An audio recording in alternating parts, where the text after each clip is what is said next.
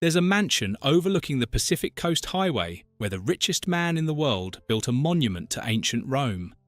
He never saw it. He died 6,000 miles away, buried next to two sons who had already gone before him. The Getty name once meant oil, art, and unimaginable wealth. But drive past their estates today and you'll feel something else. An emptiness that has nothing to do with whether anyone lives there. These billion-dollar properties were built to be homes. Instead, they became monuments to tragedy. The Patriarch and his Empire. Jean-Paul Getty was born in 1892 in Minneapolis, the only child of a lawyer who had the foresight to see the future in oil. In 1903, when young Paul was just 10 years old, his father, George Getty, headed to Oklahoma and founded the Minnehaha Oil Company. Within 2 years, George had made enough money to move his family to a splendid mansion in Los Angeles. But this was just the beginning. By 1916, when he was 23 years old, Jean-Paul Getty had already made his first million. The world was at war, and oil was the lifeblood of the new industrial age. While other young men his age were being sent to European trenches, Getty was drilling for black gold in the red dirt of Oklahoma. He was sharp, driven, and utterly relentless in his pursuit of wealth. But there was something else about J. Paul Getty, something that would define not just his life, but the lives of everyone who bore his name. He was a man who understood the value of money better than the value of people. His father had seen it coming. When George Getty died in 1930, he left his son only $500,000 of a $10 million fortune, convinced that Jean-Paul would destroy the family. The elder Getty was wrong about the business. His son didn't destroy it. He built it into an empire that made him the richest man in the world. But the family? That was a different story. Getty's business acumen was legendary. In the 1940s and 50s, he made a gamble that would cement his fortune forever.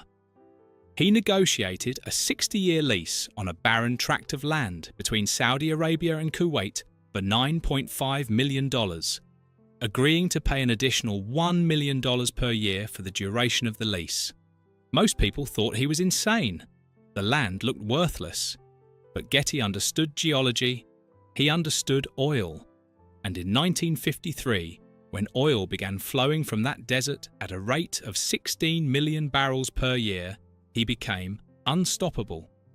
By 1957, Fortune magazine declared J. Paul Getty the wealthiest living American. 9 years later, the Guinness Book of Records named him the world's wealthiest private citizen, worth over $1 billion. In today's money, that would be nearly $9 billion.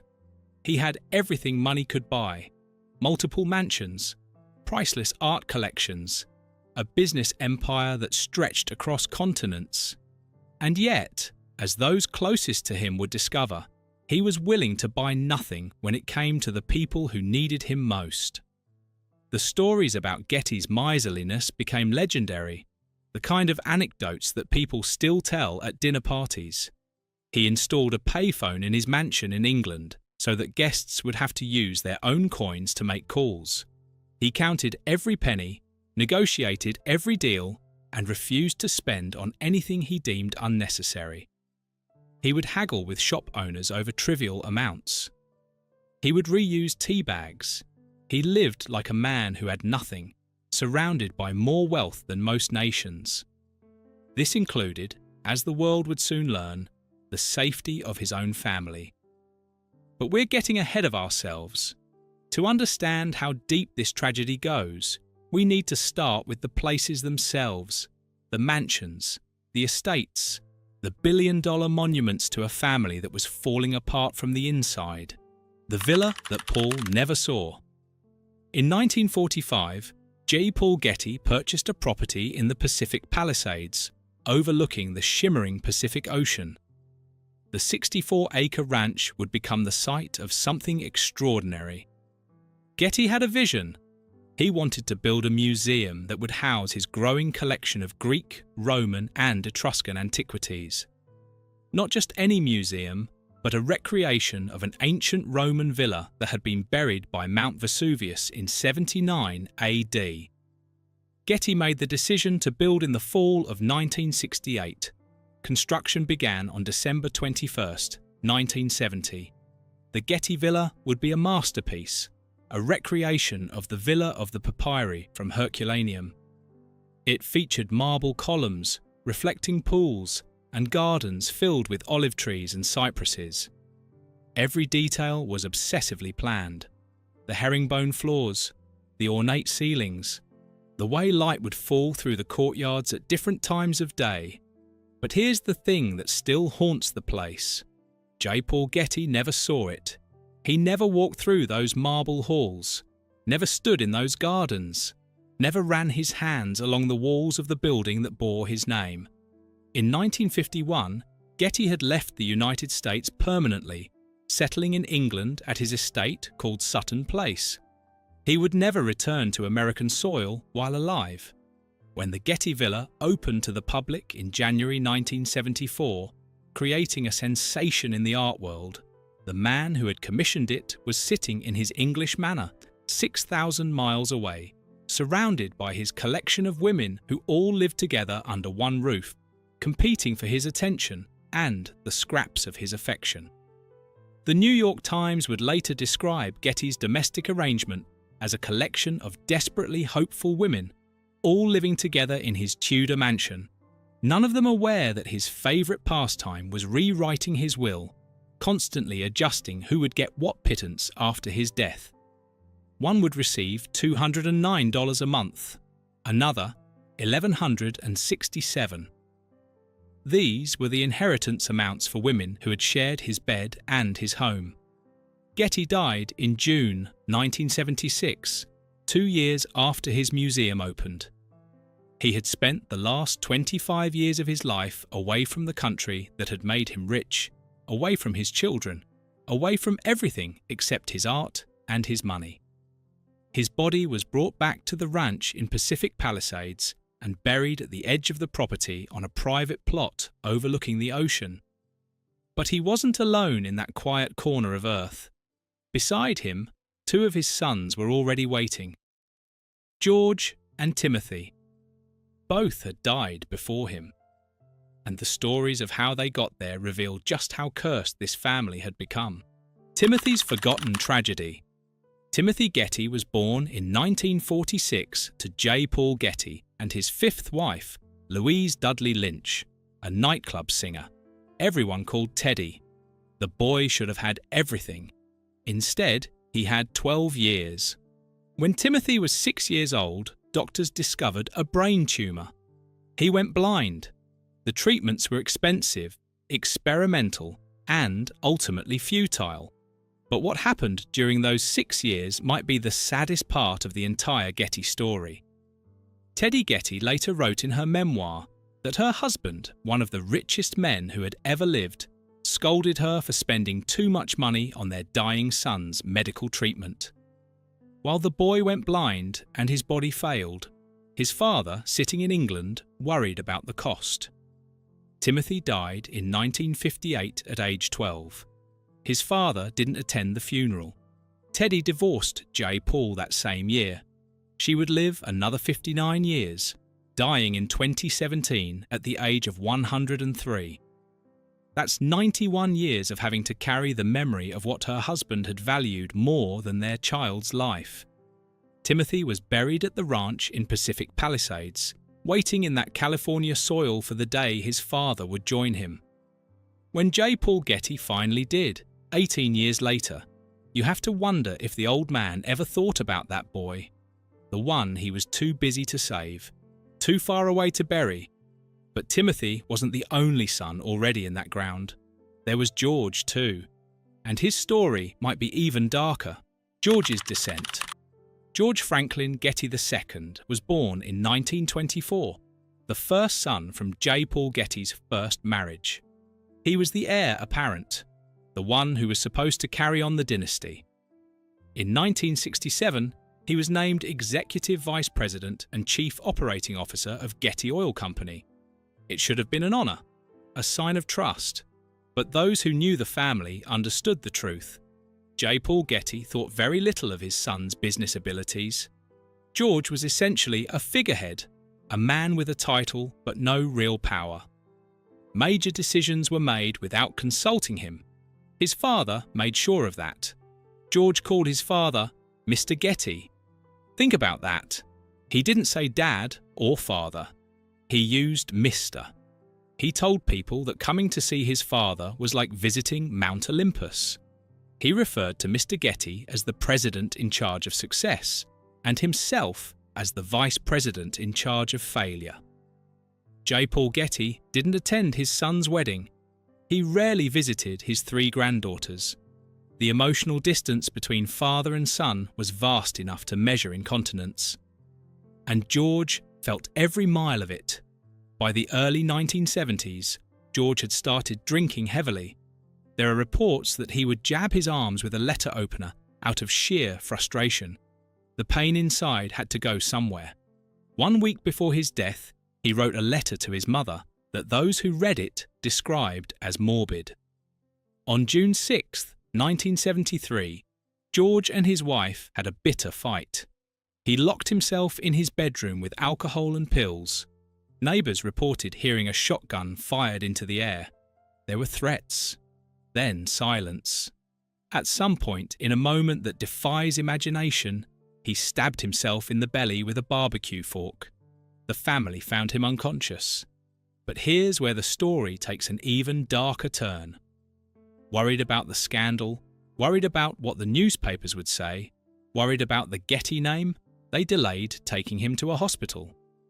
Instead of calling an ambulance, they drove him to a distant private facility. By the time he arrived, it was too late. George Getty II, the man who had spent his life trying to earn his father's approval, died at age 48. The Los Angeles County coroner ruled it a probable suicide. J. Paul Getty's response, according to those close to the family, wasn't grief. It was concern about the publicity, about how the death would affect the family business, about which of his remaining sons was worthy of carrying on his legacy.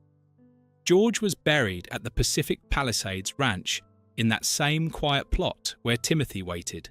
And the question that hangs over that ground is simple and terrible. Did their father even notice they were gone? He would have noticed what happened next, though, because 1 month after George's death, the Getty curse would explode into international headlines. The kidnapping that shocked the world. John Paul Getty III was 16 years old in the summer of 1973. He was living in Rome, kicked out of boarding school, scraping by as a bohemian artist in the ancient city. Rome in the early 70s was a different place than it is today. The city had an edge, a wildness. It was the era of political unrest. Kidnappings were becoming almost common among wealthy Italians, and young people from around the world flocked there to live out their artistic fantasies among the ruins. Paul sold jewellery and paintings he made himself to fund his lifestyle. He had friends in the underground art scene, hung out in cafes and nightclubs, lived the kind of free-spirited existence that his grandfather would have found incomprehensible. The Italian newspapers called him the Golden Hippie. He was young, charismatic, and connected to one of the most famous names in the world. He had the Getty name, but not the Getty money. His father, John Paul Getty Jr., had been essentially cut off from the family fortune after his divorce from Paul's mother, Gail Harris. The split had been acrimonious, and J. Paul Getty had sided with his son initially, then grown disgusted with Junior's struggles with addiction. So young Paul, despite being the grandson of the richest man in the world, was nearly broke. He lived like any other struggling artist in Rome, except that his last name carried weight. His girlfriend at the time, Gisela Schmidt, would later say that Paul had once joked about staging his own kidnapping when money was particularly tight, but he had abandoned the idea when they both found work as models. It was just talk, a dark joke about the absurdity of having access to billions but not being able to pay rent. The kidnappers, it seemed, had been following him for some time. They knew his routine. They knew he often walked home alone late at night. They knew exactly who he was. At 3 in the morning on July 10th, 1973, just 1 month after his Uncle George had died back in California, Paul was walking home from a late night out near the Piazza Farnese. The ancient square was quiet at that hour, the Renaissance palaces casting long shadows under the streetlights. A car pulled up beside him.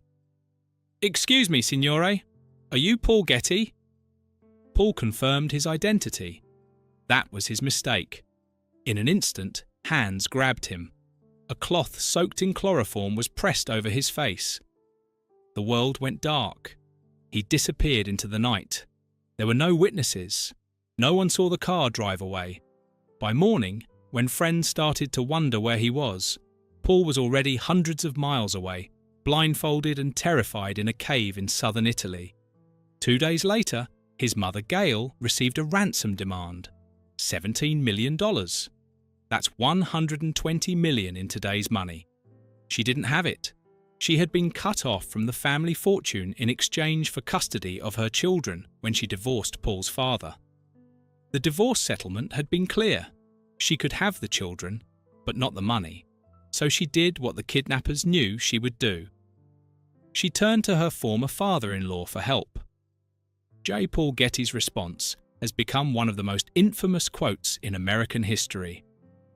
"I have 14 other grandchildren," he said. "If I pay 1 penny now, then I will have 14 kidnapped grandchildren." For the richest man in the world, $17 million represented about 1 day's output from his oil fields. 1 day. But he refused to pay. At first, he believed it was a hoax, that his rebellious grandson had staged his own kidnapping. The media initially agreed. Newspapers ran stories questioning whether the whole thing was an elaborate scheme by a spoiled rich kid to get money from his grandfather. Paul's earlier jokes about faking a kidnapping came back to haunt him. Even his own family doubted him. But as days turned into weeks, and weeks turned into months, the truth became impossible to deny. Paul was being held in a cave in Calabria by members of the 'Ndrangheta, the brutal Calabrian mafia. He was blindfolded, imprisoned, terrified. He had no idea where he was, no sense of time passing, except for the meals they brought him and the changing temperature as day turned to night turned to day again. The kidnappers contacted his mother regularly, growing increasingly frustrated with the family's response. One of them, known as Cinquanta, actually yelled at Gail over the phone. "Who is this so-called grandfather? How can he leave his own flesh and blood in the plight that your poor son is in?" Even the criminals couldn't understand J. Paul Getty's refusal to pay. They were used to wealthy families fighting over how quickly they could gather the money. But this? A grandfather who wouldn't pay to save his grandson? It was unthinkable. The severed ear. By November 1973, Paul had been held captive for nearly 5 months. The kidnappers were running out of patience. They needed to send a message that they were serious, on a day that Paul would later struggle to remember clearly. Probably because his mind chose to protect him from the memory, they cut off his right ear. The ear was placed in an envelope, along with a lock of his hair, and sent to a daily newspaper in Rome. The letter that accompanied it was explicit. "This is Paul's first ear. If within 10 days the family still believes that this is a joke mounted by him, then the other ear will arrive. In other words, he will arrive in little bits." The Italian postal service was on strike. The package sat undelivered for 3 weeks. During that time, Paul's ear wound became infected. Combined with the cold and damp of the cave, he developed pneumonia. His captors, alarmed that their valuable hostage might die, gave him large doses of penicillin. He developed an allergic reaction to the antibiotic. To keep him warm and numb the pain, they poured brandy down his throat. Lots of it. When the package finally arrived and the photograph of Paul's severed ear appeared in newspapers around the world, J. Paul Getty finally agreed to negotiate, but not for the full amount. He would pay no more than $2.2 million. That was the maximum amount that would be tax deductible. The remaining $800,000 he agreed to loan to his son, Paul's father, at 4% interest. Think about that. The richest man in the world was charging his own son interest on a loan to save his grandson's life. Paul was finally released on December 15, 1973, found at a gas station in Lauria, in southern Italy. He had been held captive for 5 months. When he called his grandfather to thank him for finally paying the ransom, J. Paul Getty refused to come to the phone. 9 kidnappers were eventually apprehended. Only 2 were convicted. Most of the ransom money was never recovered. But the real damage couldn't be measured in money. Paul Getty III returned from captivity a changed person. The trauma of those 5 months, the infection, the drugs, the alcohol, the knowledge that his own grandfather had haggled over his life like a business deal, it broke something fundamental inside him. The aftermath and the stroke. In 1974, 1 year after his release, 18-year-old Paul married Gisela Zacher, who was 6 years older than him. They had a son, Balthazar, who would grow up to become an actor. For a brief moment, it seemed like Paul might find some kind of normal life. He attended Pepperdine University for a semester. He tried to move forward, but moving forward meant leaving the past behind, and the past wouldn't let him go. The demons from that cave in Calabria never left him. They followed him everywhere, in quiet moments, in crowds, in his sleep.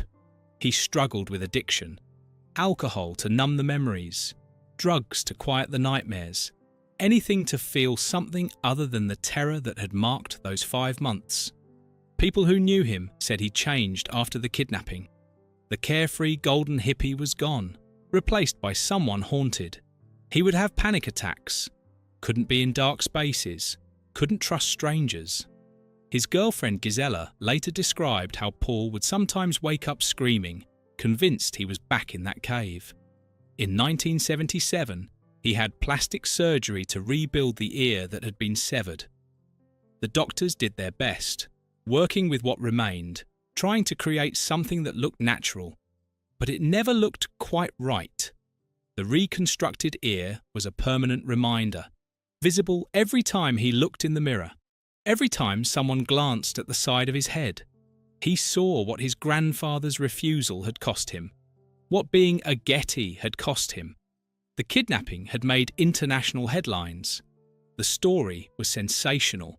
The severed ear, the ransom negotiations, the richest man in the world refusing to pay. Everyone knew who Paul Getty was now. And everywhere he went, people stared. They whispered. They wanted to know what it was like. What did they do to you? How did it feel when they cut off your ear? Did you really think your grandfather would let you die? How do you answer questions like that? How do you explain what it's like to be 16 years old, blindfolded in a cave, listening to your captors argue about whether to mutilate you further? How do you describe the moment when you realize that the richest man in the world values his money more than your life? Then came April 1981. Paul was 25 years old when he suffered a massive stroke brought on by a drug overdose. The exact circumstances remain murky. Some reports say it was heroin. Others point to a combination of substances. What's certain is that the stroke was catastrophic. It left him paralyzed from the neck down, unable to speak, unable to care for himself. Imagine being 25 years old, with your whole life ahead of you, and suddenly you can't move, can't talk, can't feed yourself or bathe yourself. You're trapped in your own body, totally dependent on others for every single thing. He would spend the remaining 30 years of his life in a wheelchair, completely dependent on others. 30 years. That's longer than he had lived before the stroke. 30 years of being cared for around the clock. 30 years of wanting to say things but being unable to form the words. 30 years of remembering what it was like to walk, to run, to live freely. His father, John Paul Getty Jr., who had himself struggled with addiction since his second wife, Talitha, died from a heroin overdose in 1971, initially refused to pay for Paul's medical care. The irony was bitter. The family had haggled over the ransom. Now they were haggling over medical bills. His mother, Gail, had to sue to get the necessary support for her son's care. She became his primary caretaker, the woman who had once been cut off from the Getty fortune, now spending her days caring for the grandson that J. Paul Getty had been too cheap to save properly. She fed him, changed him, talked to him for hours even though he couldn't respond. She advocated for him when he needed better care. She was there, day after day, year after year, while the Getty fortune continued to grow and accumulate in bank accounts and investment portfolios that Paul would never access. Paul Getty III died on February 5, 2011, at his home outside London. He was 54 years old. He had spent more than half his life in that wheelchair, a living reminder of what the Getty curse had done to yet another generation. When he died, some people called it a release, an end to decades of suffering. But his mother, who had cared for him until the end, knew it was something else. It was the final chapter in a tragedy that had started on a street corner in Rome 38 years earlier. But the curse wasn't finished. Not even close. Andrew's final days. Andrew Rourke Getty was born in 1967, the son of Gordon Getty, the only one of J. Paul's sons who had managed to survive his father and inherit control of the family trust. Gordon had sold Getty Oil to Texaco in 1986 for $10 billion. He was worth billions. He was a classical music composer, a philanthropist, a fixture in San Francisco high society. His son Andrew should have had every advantage, every opportunity, every resource. Instead, Andrew became a recluse. He lived in a Spanish Revival mansion in the Hollywood Hills that he'd bought in 1996 from the estate of a film composer for $990,000. The house was spectacular. 8 bedrooms, 6 bathrooms, 4,700 square feet of living space sprawling across 7 hilly acres. It was built in the 1920s and had that old Hollywood glamour that modern homes can never quite capture. It had original leaded glass windows that caught the light in rainbow patterns, intricate tile work on the floors and in the bathrooms that craftsmen had laid by hand nearly a century ago. Wood-beamed ceilings that gave the rooms a sense of weight and history. Herringbone wood flooring that creaked in certain spots. The house settling and speaking in its own language. Arched doors and windows that framed views of the city below. A panelled library, a wine vault, a safe room, and a secret tunnel built during Prohibition that led from the house to the grounds. You can imagine bootleggers using it to move illegal liquor while police raided the front door. Outside, there was a kidney-shaped pool with a view that stretched across Los Angeles to the Pacific Ocean on clear days. A 2-story cabana, a bar area where parties had once been held, back when the house was full of life and laughter. But Andrew rarely used any of it. He was working on a film project that seemed to consume him. The Storyteller, a movie that took years to make, that he poured his money and time and soul into. A psychological thriller about obsession and madness. Those who saw the footage said it was dark, disturbing, brilliant in places, and incomprehensible in others. It would be released only after his death, and critics would struggle to make sense of it. He struggled with addiction. Methamphetamine, according to those who knew him. The kind of addiction that takes over your life, that makes everything else secondary. His on-again, off-again girlfriend later told authorities that he used it daily. It wasn't recreational. It was something else. A need, a compulsion. The mansion that should have been a showplace became a prison. Andrew would go weeks without leaving. The property fell into disrepair. The gardens grew wild. The pool collected leaves. Inside, the beautiful rooms became cluttered with film equipment, editing stations, stacks of footage and notes. It was the home of a man who had lost his way, who was drowning in his own project and his own demons. In March 2015, Andrew had been complaining of stomach pain for 2 months. The kind of pain that wakes you up at night. That makes it hard to eat. That gets worse instead of better. His personal assistant finally convinced him to see a doctor and scheduled an appointment for April 1st. He never made it. On March 31st, 2015, Andrew's ex-girlfriend came to the house. Just 2 weeks earlier, he had filed a restraining order against her, expressing concern that heated arguments could cause his blood pressure to rise dangerously. But she still had access to the property. When she arrived that afternoon and got no response, she went inside. She found him dead on his bathroom floor. The scene was bloody. An ulcer in his intestines had hemorrhaged, causing internal bleeding that eventually killed him. He had been dead for several days, alone in that massive mansion, bleeding out on the bathroom floor while the city hummed below and life went on everywhere except in that one room. The autopsy revealed the full story. Andrew had died from a gastrointestinal hemorrhage caused by ulcers in his intestine. But there was more. His blood showed toxic levels of methamphetamine. The drug hadn't killed him directly, but it had contributed. It had stressed his heart, raised his blood pressure, possibly made the bleeding worse. The coroner ruled the death accidental, listing the drug use and heart disease as contributing factors. Andrew Getty was 47 years old, almost the exact same age as his Uncle George when he died. Almost the exact same age as many of the Getty men who had come before him. There's a pattern there, if you look for it. Getty men don't seem to make it much past 50. They burn bright and brief, consumed by the weight of the name they carry. The mansion where he died eventually sold for $6.1 million.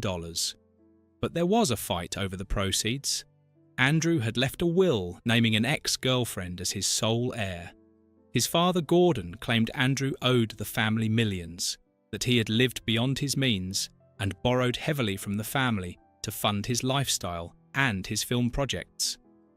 The legal battle dragged on, 2 sides fighting over the estate of a man who had died alone in a bathroom, surrounded by wealth he couldn't enjoy and demons he couldn't escape. The new owners bought the house through a trust. They had plans to renovate it, to restore it to its former glory. But you have to wonder if a house can ever really be restored after something like that happens inside it. If the walls remember, the empty estates. Today, if you drive up the Pacific Coast Highway and look toward the hills, you can still see the Getty Villa. It's open to the public now, a museum housing 44,000 Greek, Roman and Etruscan antiquities. People walk through those marble halls, admiring the art, taking photos by the reflecting pools. Most of them don't know the stories. They don't know about Timothy, who never got to grow up, or George, who called his father Mr., or Paul, who lost his ear and then his body and then 30 years of his life to a wheelchair, or Andrew, found dead on a bathroom floor. The villa is beautiful, pristine, but there's something hollow about it. J. Paul Getty built it as a monument to classical civilization, to the glory of ancient Rome. Instead, it became a monument to something else, to the emptiness that can exist at the center of infinite wealth, to the curse that seems to follow money when it becomes more important than blood. In January 2025, the Palisades fire swept through the area. The Getty Villa was threatened. 1,400 trees on the property burned. But the structure itself, built with fire-resistant materials, survived. It always survives. That's what buildings do. They outlast the people who made them. J. Paul Getty once said, "A lasting relationship with a woman is only possible if you are a business failure. I hate to be a failure. I hate and regret the failure of my marriages. I would gladly give all my millions for just one lasting marital success. He said he would gladly give all his millions. But when it came time to actually part with money for the people he claimed to love, for his sons, for his grandson, he couldn't do it. Or wouldn't. And in the end, maybe there's no difference. The Getty family fortune at its peak was worth billions.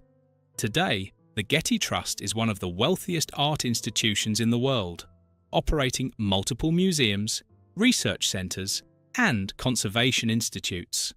The money is still there, doing what money does, accumulating, growing, outlasting. But the family? The people who bore the name? Their stories read like a Greek tragedy that J. Paul would have appreciated, if he'd had the emotional capacity to understand it. George, who died calling himself a failure.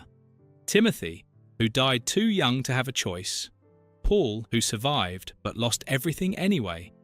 Andrew, alone in his mansion. And all the others scattered through the decades, each one carrying the weight of a name that meant everything and nothing. The legacy. The Getty estates still stand. The villa in Pacific Palisades, open to tourists.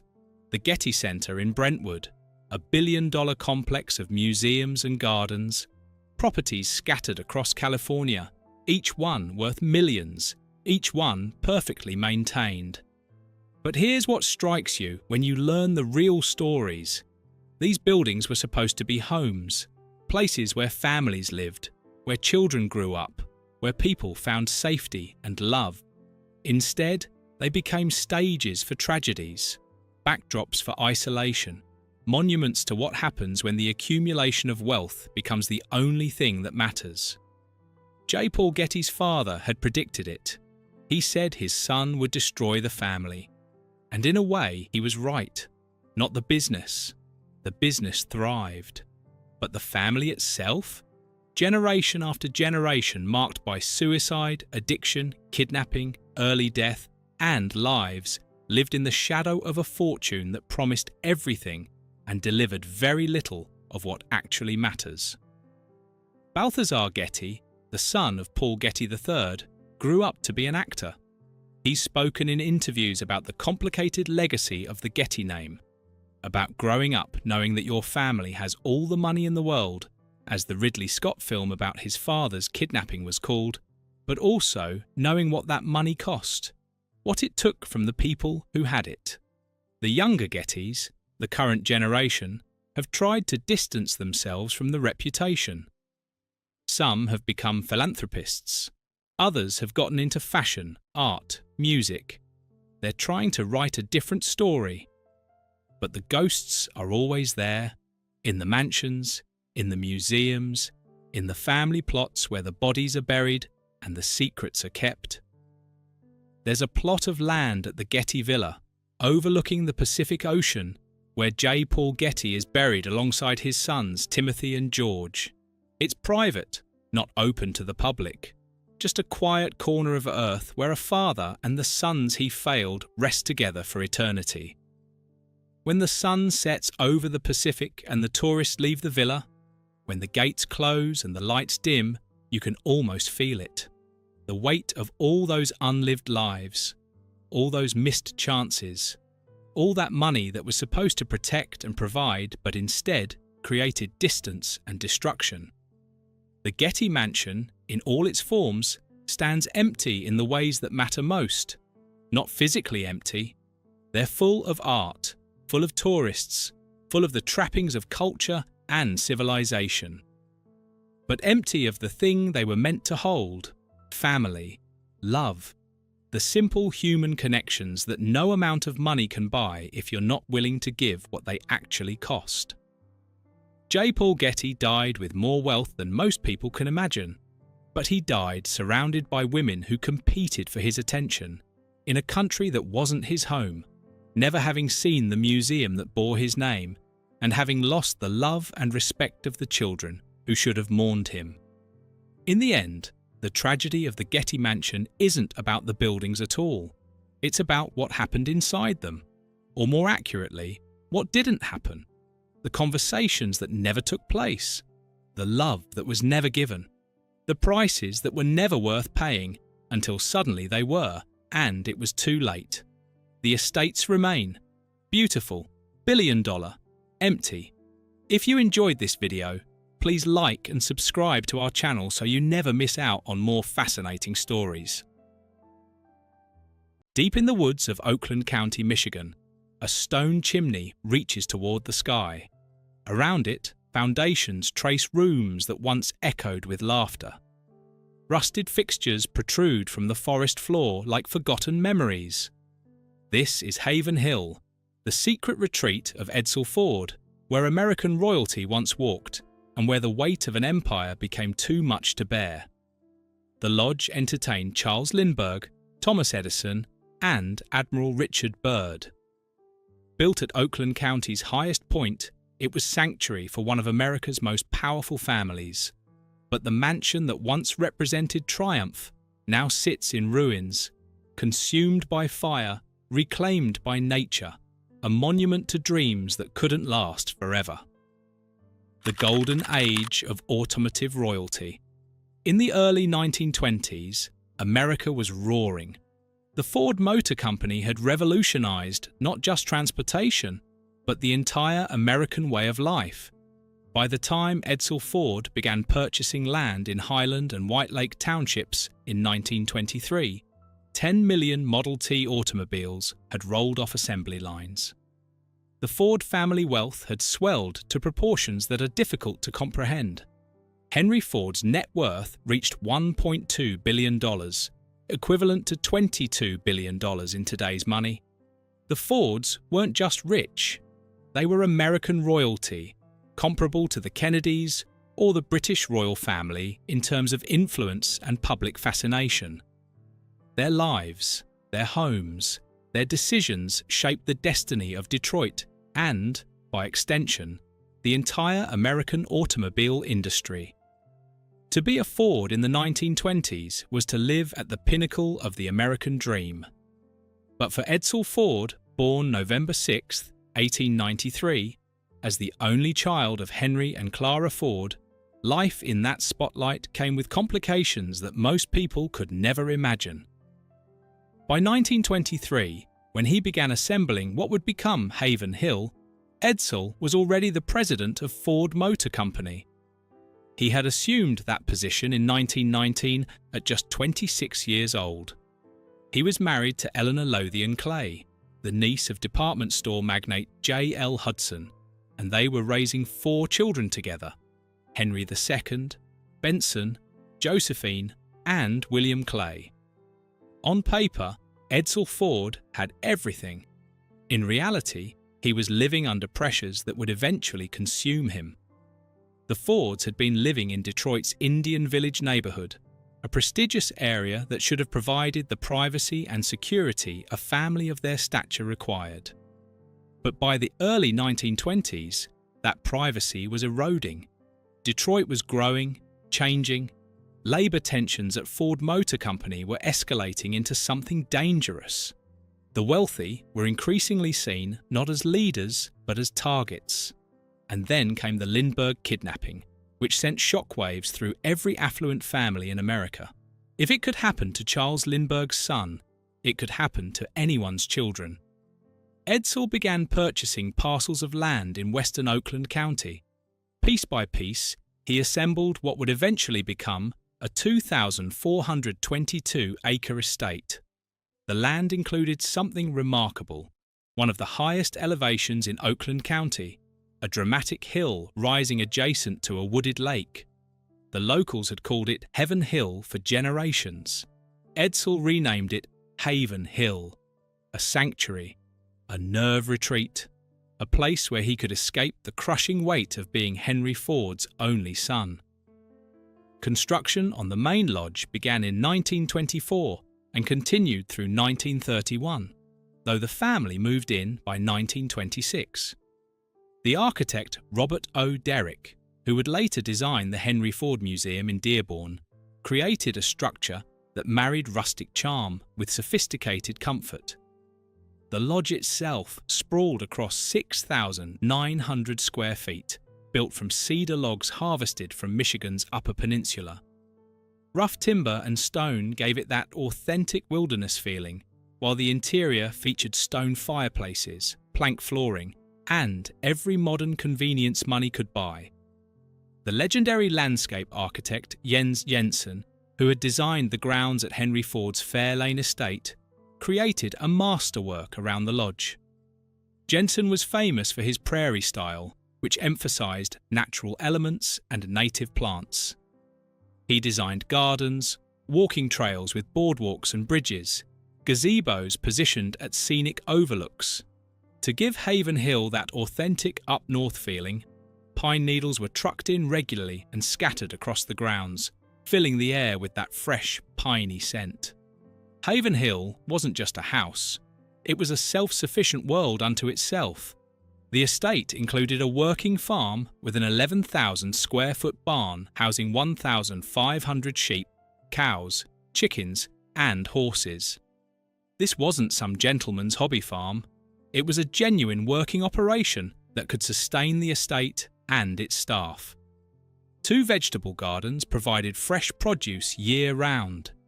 Henry Ford himself had once said that with 1 foot in industry and 1 foot in agriculture, America is safe. His son took that philosophy seriously at Haven Hill. A gatehouse served as the secure entrance, where security personnel checked anyone who wished to enter the property. This wasn't paranoia. This was the 1920s and 1930s, when labour tensions were reaching violent peaks, when the wealthy were genuine targets for kidnapping and extortion, when a man like Edsel Ford had real reasons to be concerned about his family's safety. The gatehouse wasn't just decorative, it was functional, necessary, a checkpoint that allowed the family to feel secure on their own property. The carriage house, originally built to house the chauffeur and the Ford family plumbing, it wasn't a toy. It was a fully functional structure that just happened to be used by children for their games and adventures. The horse riding stables were substantial, with a full riding arena where the family could practice and exercise their horses. Eleanor Ford, in particular, was an accomplished rider. The stables weren't just for show, they were working facilities that housed and trained animals that the family rode regularly across the 2,422 acres of trails that crisscrossed the property. The swimming pool was built to exacting standards, with a cabana building attached that contained changing rooms and facilities for guests. On hot Michigan summer days, the pool would be filled with family and friends, the sound of splashing and laughter echoing across the grounds. The tennis court sat nearby, perfectly maintained, ready whenever someone wanted to play a match. And then there was the toboggan run, 3,000 feet of carefully constructed track, starting from the highest point on the property and running down the hillside. But this wasn't just any toboggan run. It featured a motorized tow lift that would pull you back up to the top creek that ran through the property. This lagoon became a focal point for the estate's social activities. Boats could be taken out on the water. For William Clay Ford's 21st birthday in 1946, the family had a full-size replica pirate ship built on that lagoon, complete with rigging and sails. That party held on the Apple patio with Frank Sinatra performing. On clear days, the view stretched for miles. Standing on that elevation, surrounded by 2,422 acres of private land, you could almost forget the troubles of the outside world. Almost. But you never really could, because no matter how beautiful the sanctuary, no matter how carefully designed the escape, the pressures that drove you there in the first place were still waiting. They were always waiting. But Haven Hill was more than just the Ford family's private sanctuary. It became an entertainment venue where Edsel and Eleanor hosted some of the most famous people of their era, the guests who walked these halls. Charles Lindbergh walked these halls. Just months after his historic solo flight across the Atlantic Ocean in 1927, Lindbergh was a guest at Haven Hill. He would later return multiple times, a close friend to the Ford family during the height of his fame. The friendship between the Fords and Lindberghs ran deep, which made the 1932 kidnapping and tragic loss of Lindbergh's son, all the more haunting for Edsel and Eleanor, who understood too well what it meant to fear for their children's safety. Thomas Edison, Henry Ford's close friend and one of America's greatest inventors, visited Haven Hill. By the time he walked these grounds, Edison was in his later years, but his presence connected Haven Hill to the very birth of American innovation. Here was a man who had helped light the world, taking his leisure at a retreat built with automotive wealth. Admiral Richard Byrd, the polar explorer whose expeditions Edsel Ford personally financed, was a frequent guest. In 1926, Byrd made his historic flight over the North Pole, made possible by Edsel's backing. In gratitude, Byrd named the Edsel Ford Range of mountains in Antarctica after his benefactor. When Byrd visited Haven Hill, he brought with him stories of ice and endurance, of places on Earth that remained unconquered. Edgar Rice Burroughs, the creator of Tarzan, was another guest. Jackie Cooper, the young actor who had captured America's heart, visited as well. The Duke of Windsor, formerly King Edward VIII of England, who had abdicated his throne for love, spent time at this American wilderness retreat. These weren't just casual visits. Haven Hill was where relationships were forged, where deals were discussed, where the powerful and famous could relax away from public scrutiny. Edsel and Eleanor Ford, deeply involved in Detroit's art and culture scene, likely hosted numerous artists and intellectuals whose names have been lost to time, but whose conversations shaped the cultural landscape of their era. For the Ford children, Haven Hill must have seemed like paradise. Henry II, Benson, Josephine, and William Clay had the run of an estate that most people could only dream of visiting. They played in the carriage house that had been converted into their personal playhouse. They swam in the pool, played tennis, rode horses, and, in winter, zoomed down that 3,000-foot toboggan run with its motorized lift. For William's 21st birthday, the family hired a company to build a full-size replica pirate ship on the lagoon as a party showpiece. The party was held outside on the apple patio and featured live performances, including one by Frank Sinatra. This was the Ford family at their zenith. Wealth beyond measure, influence spanning continents, a private world where they could simply be a family. But beneath the surface, something was deeply wrong. The shadow of Henry Ford. To understand what happened to Haven Hill, you have to understand what was happening to Edsel Ford during these same years. Edsel had been groomed from childhood to take over the family business. He spent his youth tinkering on cars with his father, learning the business from the factory floor up. He studied at the Detroit University School, where he took courses in drafting and engineering.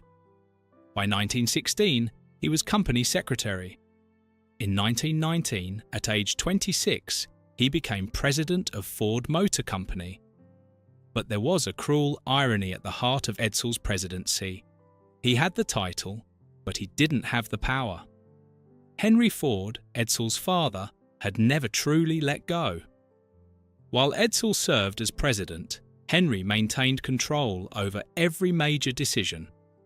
More than that, Henry seemed to take a perverse pleasure in contradicting, undermining, and publicly humiliating his only son. In meetings with other executives, Henry would interrupt Edsel, overrule him, even shout at him to shut up before storming out of the room. The relationship between father and son was complex, toxic, and ultimately tragic. Henry loved Edsel in his own way, but he couldn't seem to help treating him like a disappointment. When young Edsel accidentally cut the tip of his finger off in the machine shop Henry had built for him, Henry wasn't concerned about his son's injury. He was disappointed that Edsel had been careless, and the incident seemed to confirm Henry's suspicion that his son wasn't tough enough, wasn't mechanical enough, wasn't enough like Henry himself. Edsel's gifts lay in different areas. He had an artistic sensibility, a keen eye for design and aesthetics. He wanted to modernize the Model T, to bring style and innovation to Ford's lineup. In the early 1920s, he commissioned a redesign of the aging Model T. Henry's response was brutal and simple. Rub it out. Destroy it. The Model T was perfect as it was, and no son of his was going to change it. Edsel backed down. What choice did he have? To fight his father openly would have torn the family apart. To disengage meant abandoning his responsibilities. He was trapped between duty and dignity, and the stress was taking its toll. Haven Hill was supposed to be Edsel's escape from all of this. It was his nerve retreat, a place where he could be himself, where he could spend time with Eleanor and their children away from his father's judgment. At Haven Hill, Edsel could simply be a husband, a father, a man who enjoyed the beauty of nature and the company of interesting people.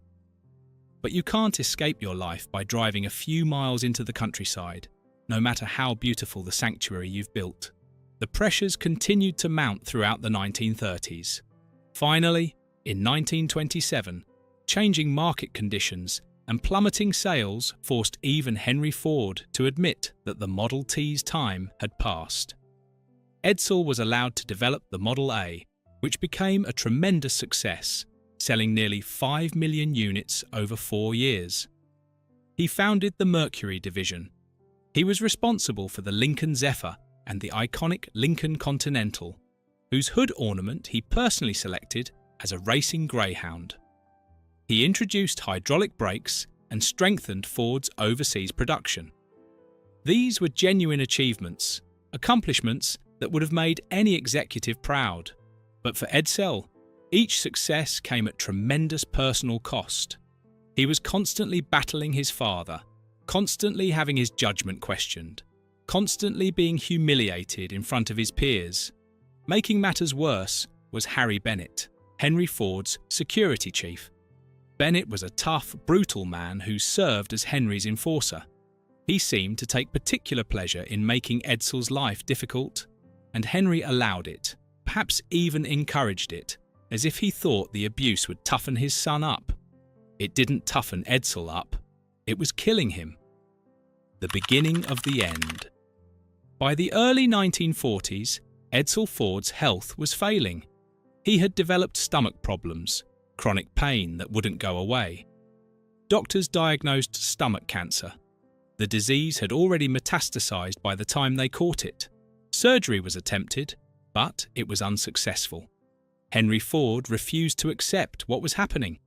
He blamed Edsel's lifestyle, insisted that if his son would just stop smoking, eat better, see different doctors, everything would be fine. He couldn't or wouldn't see that his son was dying. At home in Grosser Point Shores, in the beautiful Cotswold-style mansion that architect Albert Kahn had designed for the family, Edsel Ford spent his final days. Eleanor cared for him. The children visited. The man who had financed polar expeditions, who had commissioned Diego Rivera's famous Detroit industry murals at the Detroit Institute of Arts, who had quietly been one of Detroit's greatest art patrons and philanthropists, was fading. On May 26, 1943, Edsel Ford passed away at his lakeside home. He was 49 years old. The official cause was stomach cancer and undulant fever. But many people, including Edsel's own son, Henry Ford II, believed the real cause went deeper. Henry II would later be quoted saying about his grandfather, "That old man killed my father." Whether the stress and abuse Edsel suffered directly caused or accelerated his cancer is something doctors can debate. What's undeniable is that Edsel Ford lived under crushing psychological pressure for most of his adult life, that he suffered public humiliation and private torment, and that he died far too young. After Edsel's death, Henry Ford briefly reassumed the presidency of Ford Motor Company, but the elderly founder, now 80 years old, was mentally inconsistent and no longer fit for the position. The company began to hemorrhage money, losing over $10 million a month. Ford Motor Company was in crisis. It was Edsel's widow Eleanor who finally broke the deadlock. controlling over 40% of the company shares she had inherited from her husband, Eleanor delivered an ultimatum to Henry Ford: step down and let Henry Ford II take over, or she would sell her shares and take the company public. Clara Ford, Henry's wife, supported Eleanor, effectively telling her husband that he was destroying any hope of family unity. Cornered by his wife and daughter-in-law, Henry Ford finally relented. On September 21, 1945, Henry Ford II became president of Ford Motor Company.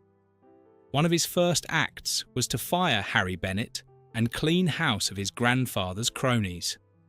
He was 28 years old, and he was determined to transform the company from an outsized family business into a modern corporation. Henry Ford, the great industrialist who had revolutionized American manufacturing and created the middle class his workers could afford to join, died on April 7, 1947. He was 83 years old. He had outlived his only son by less than 4 years, Haven Hill after Edsel. After Edsel's death in 1943, Haven Hill's purpose changed. Eleanor Ford no longer wanted to keep the vast estate. Too many memories, perhaps. Too much upkeep for a property that had been meant as Edsel's sanctuary. In 1946, just 3 years after her husband's passing, Eleanor sold Haven Hill to the Michigan State Park System for what would become the Highland State Recreation Area. The state initially used the lodge as a conference center and environmental learning center. Park administrators and guests walked the same halls where Charles Lindbergh and Thomas Edison had once stayed. The toboggan run still operated. The grounds, lovingly maintained by Jens Jensen's original design, remained beautiful. For a time, it seemed that Haven Hill might have a second life as a public resource, a place where ordinary Michiganders could experience a piece of automotive history. But by 1980, state budget cuts forced the closure of the structures. The lodge, the carriage house, the barn, all the buildings that made up the Haven Hill complex were locked up and left empty. Nature began its slow work of reclamation. Vines crept up walls, trees grew closer. The paths and trails, once meticulously maintained, became overgrown. For 19 years, Haven Hill sat abandoned. The gatehouse, which had once been the secure entrance to a sprawling estate, was gradually swallowed by forest overgrowth. The swimming pool cracked. The tennis courts disappeared beneath weeds. Inside the lodge, the stone fireplaces where the Ford family had warmed themselves on winter evenings stood cold. The windows, no longer maintained, began to fail. Weather got inside.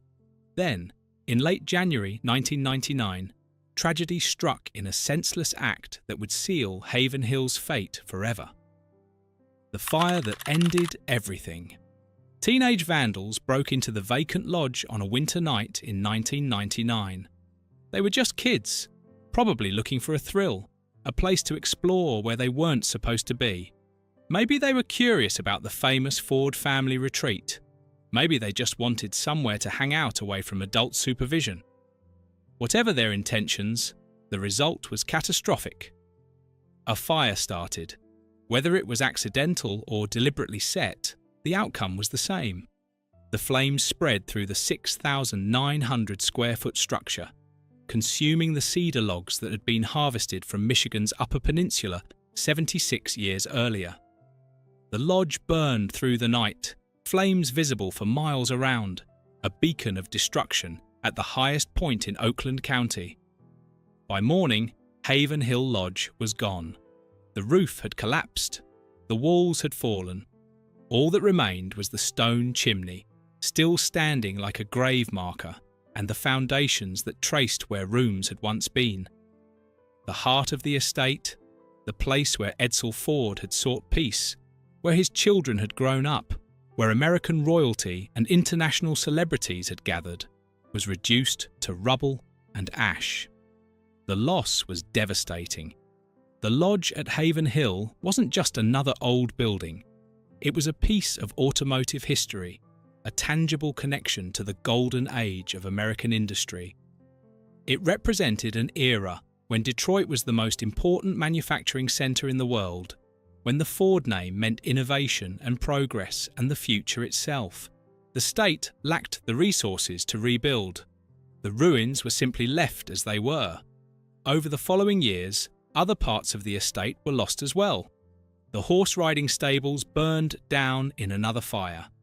In 2008, a severe storm with high winds caused the massive barn, which had once housed 1,500 sheep, cows, chickens, and horses, to collapse. One by one, the structures that made up Haven Hill disappeared, leaving only fragments and memories. Today, you can still visit what remains. Haven Hill is now part of the Highland State Recreation Area. The property covers 5,900 acres of rolling hills, forests, and lakes, created by combining the old Haven Hill estate with other parcels acquired by the state. It's a beautiful park, popular with hikers, mountain bikers, and equestrians. If you know where to look, you can find the ruins. Walking through ghosts. To reach the ruins of Haven Hill Lodge today, you start at the gatehouse. The structure has been partially restored through the efforts of volunteers from the Friends of Highland Recreation Area, an organisation dedicated to preserving what's left of the estate's history. The gatehouse, which once served as the secure entrance where guards checked visitors before allowing them onto the property, now sits near the park entrance, no longer hidden by the forest overgrowth that nearly consumed it. From there, you follow trails that wind through the woods. These are the same paths the Ford family once walked, though now they're used by hikers and mountain bikers rather than industrial magnates and their famous guests. The terrain is hilly, dramatic. You understand why Edsel Ford fell in love with this land. As you climb toward the highest point in Oakland County, you start to see fragments of the past. Rusted metal fixtures protrude from the ground. Cement poles and other foundations appear among the trees. You're getting close. Then you arrive at the lodge site. The stone chimney still stands, tall and solitary, though it's slowly deteriorating and has been cordoned off for safety. It's a haunting sight, this single vertical element rising from the horizontal spread of foundations. Around it, you can trace the footprint of the entire lodge. Low stone walls mark where rooms once stood. You can identify where the terraces were, where people stood and looked out at those spectacular views in all directions. Interpretive signs installed by the Motor City's National Heritage Area provide context, explaining who Edsel Ford was, who visited here, what this place meant. The signs talk about the celebrity guests, about Haven Hill as Edsel's nerve retreat, about the fire that destroyed it all. But standing among the ruins, the signs seem inadequate. They tell you facts, but they can't convey what it must have felt like to be here in the 1920s and 1930s, when this was a living, breathing centre of American power and culture. They can't make you feel the weight that Edsel Ford carried every time he drove up to his sanctuary, hoping to find peace from his father's judgment. If you continue exploring, you can find the carriage house, which still stands but is boarded up. This is one of the only original structures that hasn't been lost to fire or collapse. Inside this building, young Henry II, Benson, Josephine, and William Clay Ford once played, oblivious to the forces that were slowly destroying their father. The pool is still there, though cracked and dry. The tennis court is buried somewhere under decades of vegetation. The 3,000-foot toboggan run with its motorised lift is gone, reclaimed by the forest. The remains of the barn, mostly collapsed after the 2008 storm, are fenced off for safety. What strikes you, walking through these ruins, is how thoroughly nature has reclaimed what was once a triumph of wealth and landscaping. Jens Jensen's carefully designed prairie-style grounds have reverted to wild forest. Trees grow through foundations. The pine needles that were once trucked in to maintain that up-north atmosphere now fall naturally from the surrounding forest. The estate that was meant to be a controlled, cultivated sanctuary has become genuinely wild again. In a strange way, Haven Hill has returned to what it was before Edsel Ford arrived. Heaven Hill, the highest point in Oakland County, a beautiful piece of Michigan wilderness. But the ghosts remain. The legacy of ruins. Eleanor Clay Ford lived until October 19, 1976. She was 80 years old when she passed away, having outlived her husband by 33 years. After Edsel's death, Eleanor had become one of Detroit's most important philanthropists, continuing and expanding the charitable work she and Edsel had done together. She supported the Detroit branch of the NAACP, the Henry Ford Hospital, the Detroit Symphony, and countless other organizations. She served on the board of directors of Ford Motor Company as one of only 15 women directors in the company's history. Most importantly, Eleanor ensured that the Grosse Pointe Shores mansion, the beautiful home Albert Kahn had designed for her family, would be preserved for the benefit of the public, just as she had wished for Haven Hill. Today, the Edsel and Eleanor Ford House is a National Historic Landmark, open for tours, with its 87 acres of lakefront grounds and original art collection intact. It's a testament to what Eleanor and Edsel valued: beauty, culture, community. Haven Hill never received the same preservation. The state didn't have the resources. The public didn't seem to care as much about a hunting lodge in the woods as they did about the grand mansion on Lake St. Clair. When the lodge burned in 1999, there was no outcry, no campaign to rebuild. It was simply gone, and people moved on. The Ford family continued to shape American industry for decades after Edsel's death. Henry Ford II transformed the company his grandfather had founded, and his father had struggled to modernize. Under his leadership, Ford Motor Company became a publicly traded corporation in 1956 and grew into one of the largest companies in the world. He served as CEO until 1979 and as chairman until 1980, finally stepping down at age 63. Benson Ford and William Clay Ford also worked in the family business. The Ford name remains synonymous with American automotive manufacturing. The wealth that built Haven Hill continues to flow through family trusts and foundations, supporting causes Edsel and Eleanor would have recognized. But Haven Hill itself remains in ruins. The Friends of Highland Recreation Area, a volunteer organization, maintains the grounds around the former lodge for park visitors. They've worked since 2007 to clean up the site, install informative signage, and preserve what's left. They've partially restored the gatehouse, rebuilt garage doors, installed new windows, repaired roofs. It's slow, dedicated work, done by people who understand that this place matters, that it's more than just some old ruins in the woods. The fireplace chimney, slowly crumbling, can't last forever. Eventually, even that last vertical element will fall. The foundations will continue to sink into the earth.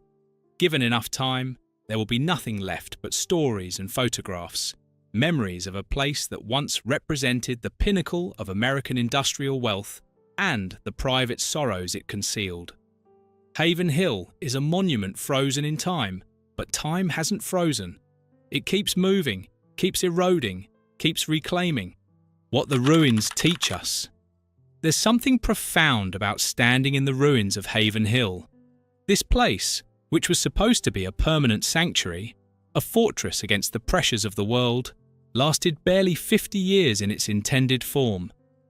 The estate that Edsel Ford spent from 1923 to 1931 building was sold by his widow just 3 years after his death.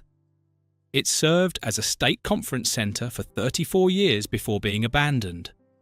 It sat empty for 19 years before burning down. From vision to ashes, 76 years. The Ford Grosse Pointe mansion still stands still gleams, still hosts tours and events. Fair Lane, Henry Ford's Dearborn estate, is preserved and listed on the National Register of Historic Places. But Haven Hill, the place that meant the most to Edsel personally, the place he called his nerve retreat, exists now only as ruins and memories. Maybe that's appropriate. Haven Hill was always about escape, about trying to find peace in a world that wouldn't grant it. Edsel couldn't escape his father's shadow, couldn't escape the responsibilities of being the only heir to the Ford empire, couldn't escape the stress that likely contributed to his early death. The sanctuary he built couldn't protect him from any of it. After he died, the sanctuary couldn't protect itself either. Walking through the ruins, you think about impermanence. All that wealth, all that power, all those celebrity guests and elaborate amenities, and what remains? A chimney, some foundations, metal fixtures rusting in the soil, the bones of buildings, picked clean by time and fire. You think about Edsel Ford, who wanted to bring beauty and style to automobiles, who had genuine artistic talent, who was by all accounts a gentle, kind man, and who was systematically broken by a father who couldn't see what he was doing to his only son. Henry Ford II believed his grandfather killed his father. Eleanor Ford must have believed something similar when she gave Henry Ford that ultimatum in 1945.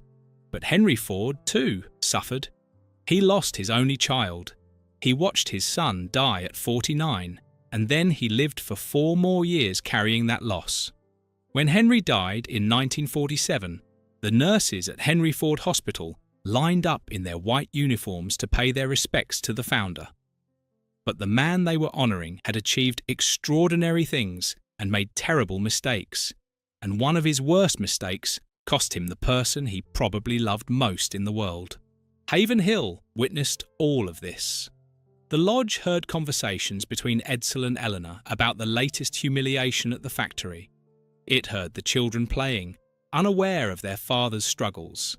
It heard laughter and music at parties, strategy sessions with Admiral Byrd, discussions about art with visiting intellectuals. It was built to be a refuge, and for a while it succeeded. But no refuge lasts forever. No sanctuary can truly keep out the world. Haven Hill, for all its beauty and seclusion, couldn't save Edsel Ford. And when he was gone, it couldn't even save itself. The fall of the Ford mansion at Haven Hill is more than just a story about an abandoned building. It's a story about the American dream at its peak and the personal costs of living at those heights. It's about a father and son who loved each other but couldn't find a way to coexist. It's about wealth that could buy everything except peace, health, or time. Today, Haven Hill belongs to hikers and mountain bikers, to deer and birds, to the slow processes of decay and regrowth. The estate that required armies of workers to maintain now maintains itself through neglect. The grounds that Jens Jensen carefully designed in the prairie style have become prairie again, but wild prairie, uncontrolled prairie, prairie that owes nothing to human vision. Occasionally, someone who knows the history will make the pilgrimage to the ruins. They'll stand where the lodge stood, look out at the views Edsel Ford loved, and try to imagine what it must have been like when this place was alive with possibility. They'll read the interpretive signs, take a few photographs, and then continue down the trail, leaving the ghosts to their silence. Industrial wealth frozen in time. That's what Haven Hill is now. A moment in American history, crystallized in stone and foundation, slowly dissolving back into the earth. The Model T revolutionized America. The Ford assembly line changed manufacturing forever. The wealth that flowed from those innovations built an estate at the highest point in Oakland County. And now it's gone, except for a chimney, some walls, and the stories we tell about what once stood here. If you enjoyed this video, please like and subscribe to our channel so you never miss out on more fascinating stories.